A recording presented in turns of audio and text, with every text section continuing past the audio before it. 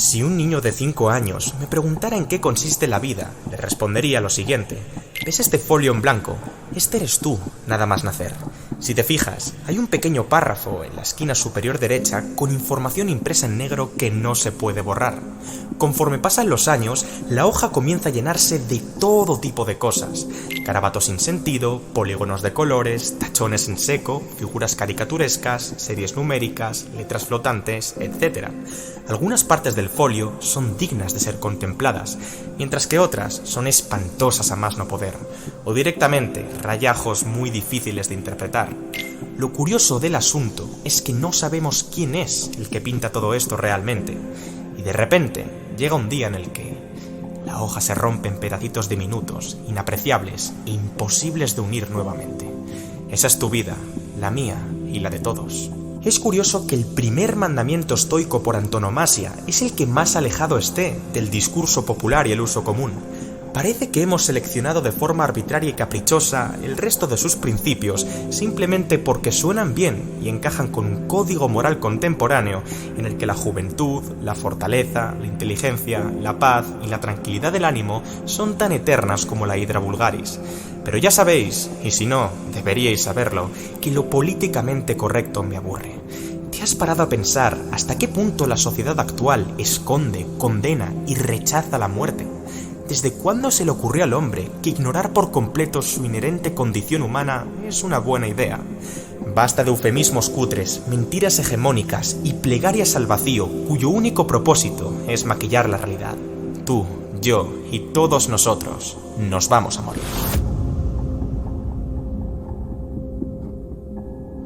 Aunque esta concepción del ser humano está progresivamente perdiendo peso conforme el siglo XXI sigue su transcurso, es menester explicar el axioma metafísico central dentro de la antigua Grecia.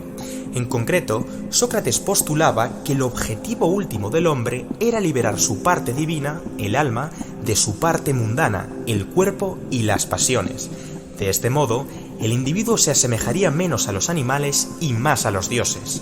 Según la amplia mayoría de los pensadores griegos, el cuerpo es solo un vehículo en el que el verdadero yo está encerrado.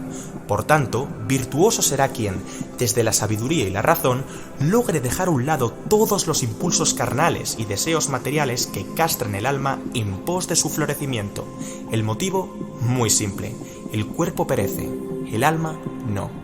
Y es precisamente el reconocimiento del componente caduco del ser humano lo que trae consigo uno de los ejercicios meditativos más remarcables del estoicismo, memento mori. ¿En qué consiste exactamente? Se trata de una frase proveniente del latín cuyo significado es «recuerda que morirás». En un principio puede parecer un tanto absurdo e innecesario repetirse incesantemente algo que todo el mundo sabe desde que tiene uso de razón, pero no te confundas. Una cosa es procesar el significado de la oración «recuerda que morirás» desde el pensamiento lógico y abstracto, otra muy distinta, entenderla desde la emoción. Quizás sea este el motivo por el que la muerte es un tema tabú a día de hoy. No nos gustan las sensaciones que ésta evoca. Cuanto más pensamos en ella, menos queremos hacerlo. La enfermedad ha sido trasladada a entornos completamente esterilizados, donde la agonía y el sufrimiento están monitoreados por complejas máquinas y limitados a 4 paredes. En medio de una tormenta publicitaria que rinde culto a la belleza cosmética, la opulencia material y la pureza corporal, es inevitable que uno tienda a pensar que su deber moral es sublevarse contra la muerte en pos de alcanzar la juventud eterna. En definitiva, queremos evitarla, apartarla e incluso someterla a tela de juicio. Pero, acorde a los estoicos, esto no es más que una utopía, una receta perfecta para darse de bruces contra la realidad. Muchos coincidirán conmigo en que eludir por completo nuestro destino final no es nada deseable, pero ¿por qué razón habría uno de realizar justo lo contrario? Esto es, tener la muerte en consideración día sí, día también. ¿Acaso no son los extremos perjudiciales? Al principio, dicho ejercicio podría sonar un tanto deprimente, pesimista y amargo, pero te aseguro que la finalidad de Memento Mori está muy lejos de deprimir o desmoralizar a quienes lo usen. Más bien, trasladar el plano consciente, la fugacidad de la vida, tiene por objeto meditar acerca de la misma en aras de tomar las decisiones que maximicen nuestro bienestar, así como agradecer cada minuto que seguimos vivos. Aunque, siendo francos, existen muchas más enseñanzas que derivan de esta práctica tan especial como poderosa. Su origen descansa en una peculiar costumbre del Imperio Romano. Después de una gran victoria militar, los generales de guerra solían encabezar el desfile de celebración una vez regresaran a su ciudad. La procesión ceremonial podría durar hasta un día entero, donde el líder recorrería las principales calles entre aplausos, alabanzas y ovaciones, montado en un esplendoroso carruaje tirado por 4 caballos pura sangre. Reconocimiento, honor, gloria y prestigio. ¿Qué más se podía pedir? Sin embargo, al tiempo que el pueblo y el ejército idealizaban al general colocándole como un superhombre divino, había un detalle del que casi nadie se percataba. Detrás del triunfante caudillo y subido a su mismo carro, se encontraba escondido un esclavo. Sí, has oído bien, un esclavo. ¿Y por qué? Su única responsabilidad durante todo el recorrido era susurrarle al oído: Respice poste, hominim te esse memento, memento mori. Sobra mencionar que tal cosa sería impensable a tiempo presente. ¿Te imaginas que Cristiano Ronaldo hubiera tenido que soportar cómo un aficionado le murmura que no deja de ser solo un humano y que se va a morir tarde o temprano a lo largo de toda la ceremonia de la Champions? No encaja con el código ético y social vigente. Eso sí, puedo afirmar que no existe antídoto más eficaz contra la vanidad excesiva sobre nuestros méritos, o por el contrario, el autodesprecio por nuestros fracasos. El sentido común y la inteligencia emocional de los romanos eran, sin lugar a dudas, dignos de admiración. Guapos, feos, ricos, pobres, sabios, necios, fuertes, débiles, buenos, malos, todos ellos acabarán en el mismo lugar, la tumba. En este sentido, el emperador Marco Aurelio manifiesta su parecer en uno de los capítulos de Meditaciones. No menosprecies a la muerte. En su lugar, dale la bienvenida, pues no es más que un componente del flujo de la naturaleza humana, como el primer diente permanente, el primer encuentro sexual o el primer vello de color gris. Es por esto por lo que una persona sabia conmemora la muerte, no con impaciencia ni con indiferencia o desdén, sino viéndola como una parte fundamental de la vida. Qué iluso es el hombre al apartar a la muerte de sus planes cuidadosamente ordenados, como si se tratara de un intruso. Por su parte, el ensayista y aristócrata renacentista Michel de Montaigne, quien era un fiel devoto del pensamiento estoico, expresó una idea muy similar en sus escritos. Dejemos de mirar a la muerte como a un desconocido, frecuentémosla con asiduidad, acostumbrémonos a su presencia, invoquémosla en nuestra imaginación a cada instante. En última instancia, practicar la muerte es practicar la libertad, porque un hombre que ha aprendido a morir ha desaprendido a ser un esclavo. Memento Mori no tiene por objeto denigrar la vida, ni tampoco refugiarse en el hecho de la temporalidad de la existencia humana para no accionar hacia nuestros objetivos vitales. Tenlo siempre presente. Desde el sentido helenístico, se trata de un ejercicio de liberación, no de excusación. Una toma de conciencia para relativizar tanto lo bueno como lo malo. Ten en cuenta que los estoicos velaban siempre por la sobriedad y la templanza.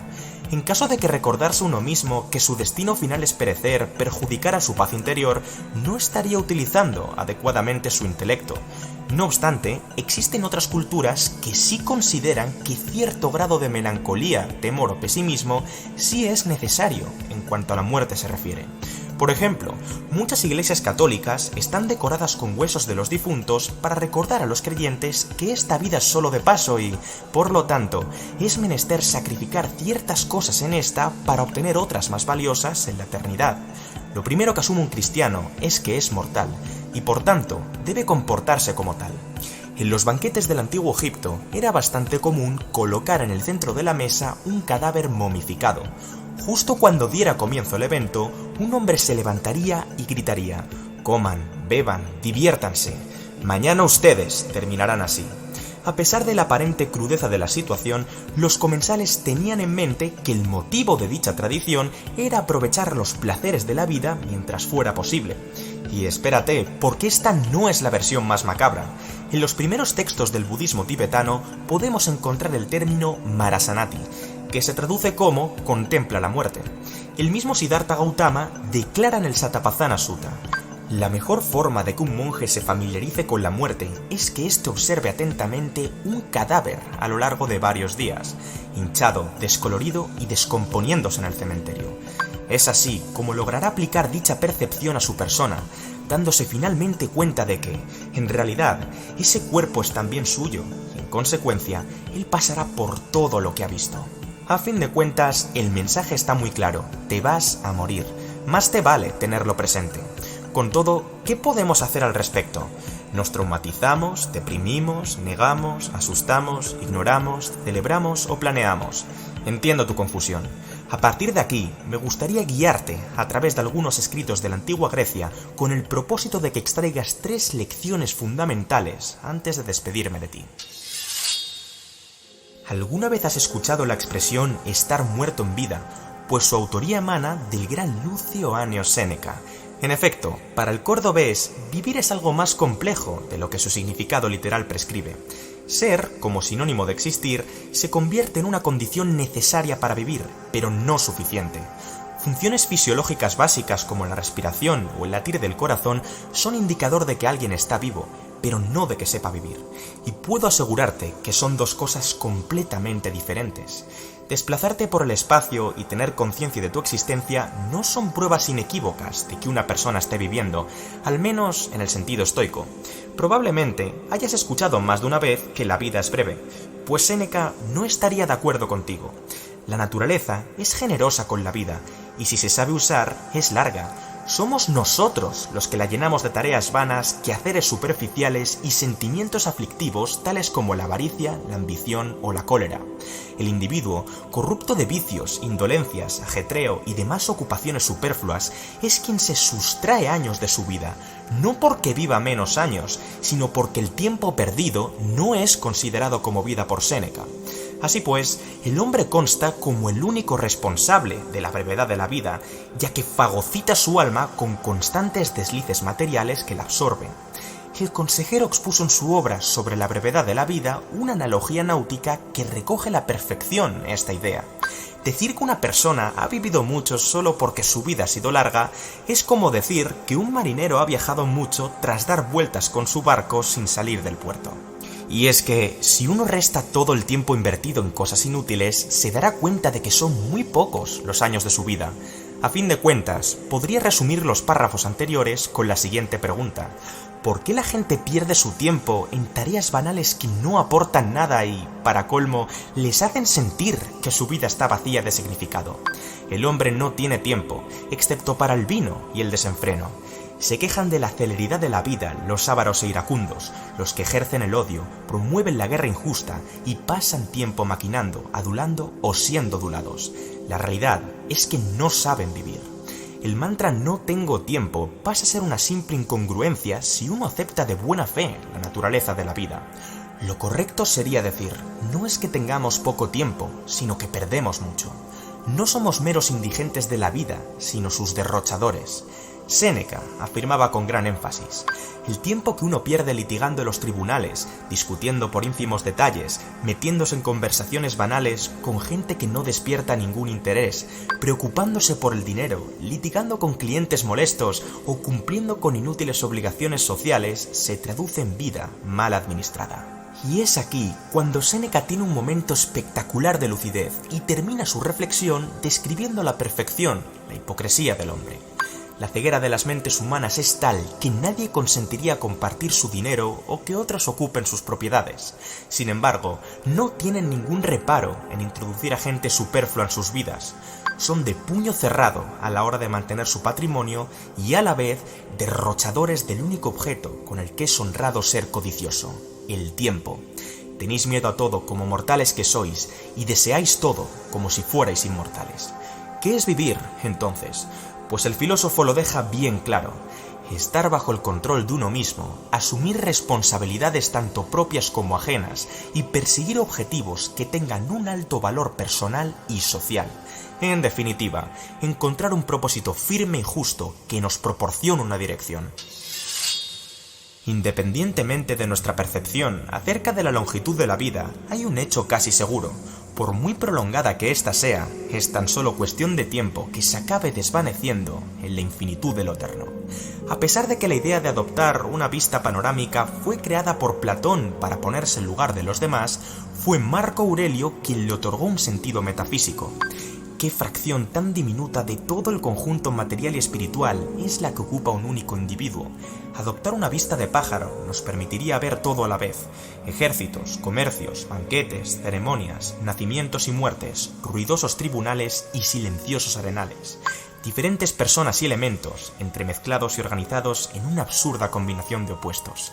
¿Quién soy yo para creer que mi influencia en el mundo es comparable a la de la naturaleza? La finalidad de este ejercicio es dar un paso atrás, disminuir el zoom y contemplar la vida desde un punto de vista infinitamente mayor al nuestro. Es entonces cuando uno es capaz de comprender lo tremendamente insignificante que es el ser humano, con sus problemas cotidianos, expectativas idílicas y amenidades pasajeras. Qué gran desfachatez concebirse como el centro de un universo que es capaz de erradicarnos con un simple soplo azaroso. Cito uno de mis fragmentos favoritos. Tú ya has tenido el privilegio de ser ciudadano de esta gran metrópoli. ¿De verdad te resulta tan relevante serlo durante 50 años en vez de 5? Tu adiós no lo determinará un juez déspota, cruel e injusto, sino la misma naturaleza que te trajo. ¿Qué más quieres, entonces? ¿Continuar con tu mera existencia? ¿Disfrutar un día más de tus sentidos, impulsos y pasiones? ¿O quizás emplear la palabra y el intelecto de nuevo? 50 equivale a 5 si se compara con la eternidad. En definitiva, la proporción temporal y espacial que ocupa el ser humano a lo largo de su vida es tan limitada que, según el emperador, no merece la pena fustigarse demasiado por nuestros fracasos ni vanagloriarse en exceso por nuestros méritos. En este sentido, el autor declara: Hipócrates curó muchas enfermedades para luego morirse enfermo. Alejandro, Pompeyo y César destruyeron por completo ciudades enteras para luego perecer en una. Yo estoy manifestando mi pensamiento, a sabiendas de que dejaré de pensar algún día. Tomar perspectiva cambia la valoración de las cosas por completo. Lujuria, poder, honor, fama, todo lo que conocemos se vuelve irrisorio. Así pues, asumamos nuestra posición en el mundo, armonicémonos con su dinámica y recorramos el sendero con humildad. Dejemos a un lado el estoicismo para centrarnos en una de sus escuelas rivales dentro de la antigua Grecia, el epicureísmo. Si bien llegué a mencionar el tema de la muerte al hablar de esta corriente filosófica en el corto documental de la semana pasada, no profundicé en su particular visión acerca de la misma. Según Epicuro, tener miedo a la muerte no es una actitud racional ni inteligente. Para que comprendas mejor su punto de vista, me dispongo a leer un fragmento de la carta a Meneceo. Acostúmbrate a pensar que la muerte es insignificante para el hombre, porque todo bien y todo mal reside en las sensaciones, y precisamente la muerte consiste en estar privado de toda sensación.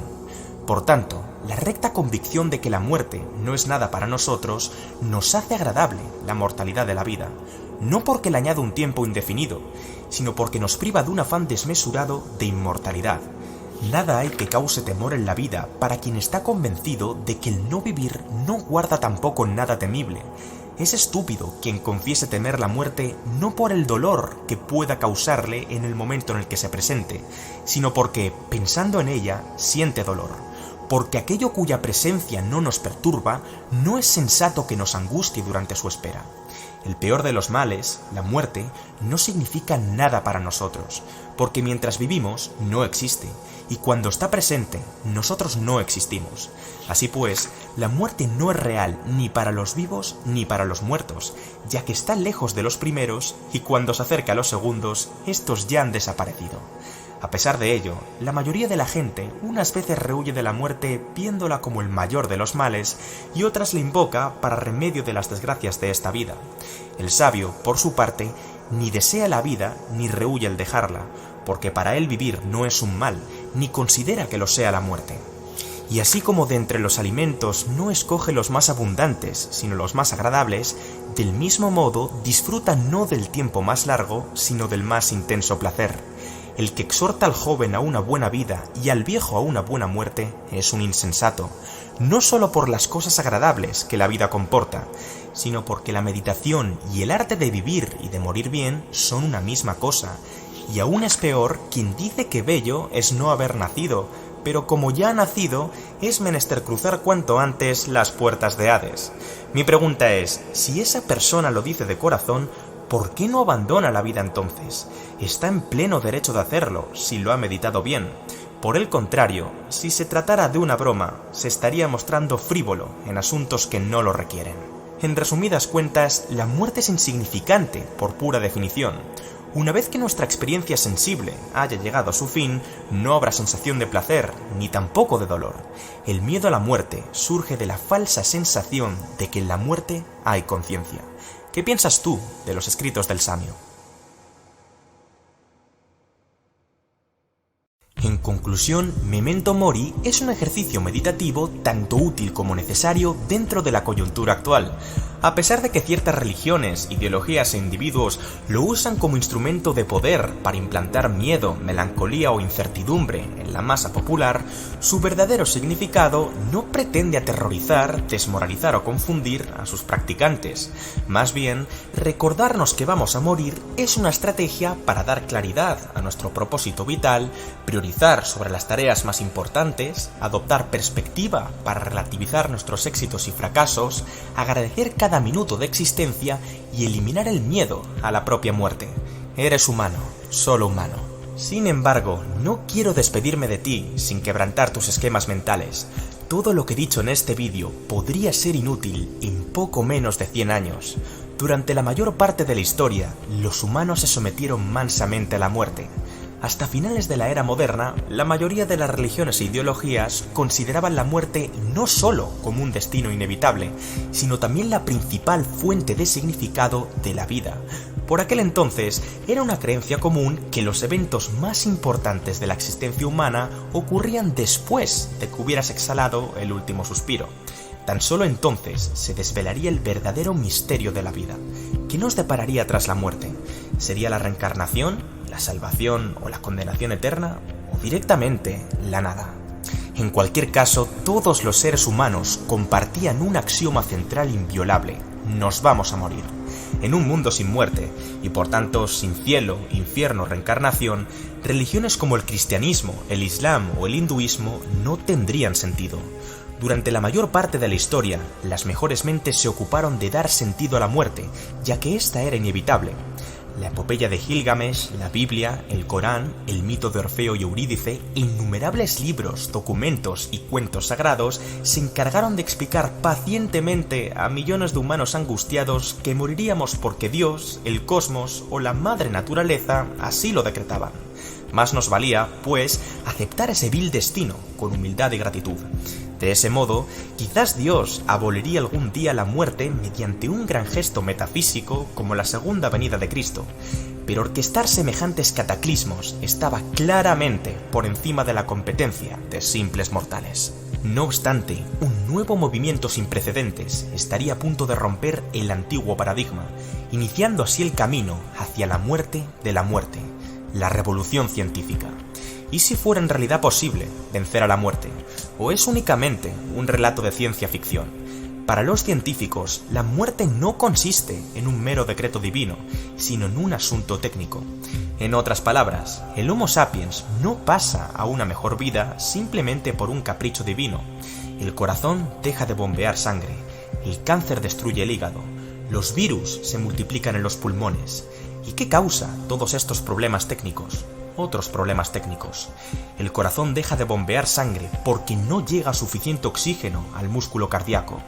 Las células cancerosas se diseminan en el hígado por una mutación genética aleatoria. Los virus se asientan en los pulmones después de que alguien estornudara en el autobús. No hay absolutamente nada de metafísico en todo ello. Eso sí, el dilema en cuestión es infinitamente más complicado que los ejemplos que he proporcionado. Y por si fuera poco, existen intereses políticos, sociales y económicos que podrían refrenar esta epopeya. Siendo realistas, a no ser que nos llevemos una grata sorpresa en los próximos 60 años, prefiero partir de Memento Mori hasta el nuevo aviso. La vida es una, bella, irrepetible, finita. Tratémosla como tal.